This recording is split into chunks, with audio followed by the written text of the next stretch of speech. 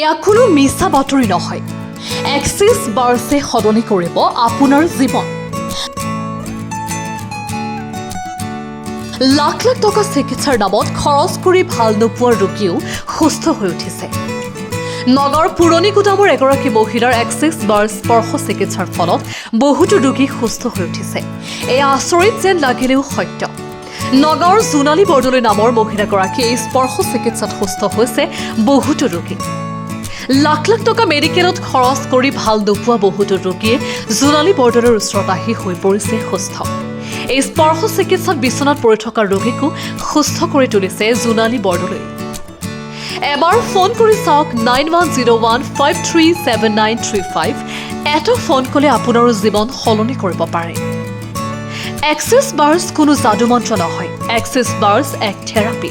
যদি টকা পইচাৰ অসুবিধা, শাৰীৰিক মানসিক সমস্যা, শিশুৰ পঢ়াত মনোযোগ বৃদ্ধি কৰা, আৰ্থিক সমস্যা আদি ভুগি থকা সকলে যদি এক্সিছ বাৰ্ছ লৈ সুস্থ হ'ব বিচাৰে তেনেহ'লে জোনালী বৰদলৈক যোগাযোগ কৰক 9101537935 নম্বৰত।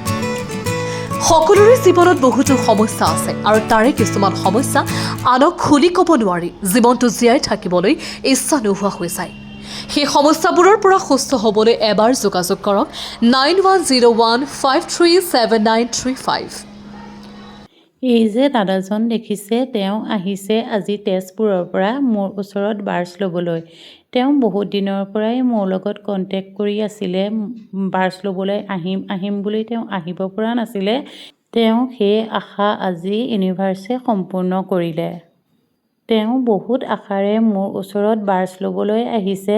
তেওঁ যাতে সকলো আশা সম্পূৰ্ণ হয় সেয়ে মোৰ ইউনিভাৰ্ছৰ ওচৰত প্ৰাৰ্থনা জনাইছোঁ। আহকচোন তেওঁ মুখেদিয়ে শুনক তেওঁ কেনেকুৱা পালে। নমস্কাৰ, মোৰ নাম শ্ৰী বিবেকানন্দ গোস্বামী। মই তেজপুৰৰ পৰা আহিছোঁ। জোনালী বাইদেউৰ তাত খুবেই ভাল লাগিল, কিন্তু আজিৰ পৰা এবছৰৰ আগৰ পৰা আহিম বুলি কোনোদিনে আগৰ পৰা নাযায়। Thank you ইউনিভাৰ্ছে।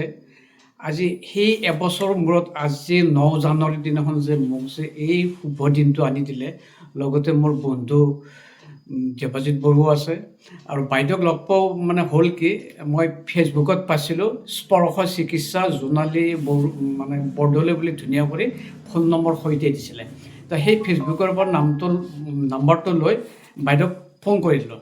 তাৰপিছত বাইদেউ ইমান ধুনীয়া কৰি মোক ৰেচপেক্ট কৰিলে, ইমান ধুনীয়া কৰি কথাখিনি ক'লে, তাৰ বাবে মই বাইদেউক অশেষ ধন্যবাদ দিছোঁ। আৰু বাইদেউৰ লগত সেই ফোনৰ পৰা আজি এবছৰ ধৰি আজিও কি এটা এনেকুৱা ঘৰুৱা সম্পৰ্ক এটা আহি গ'ল, খুবেই ভাল লাগিল।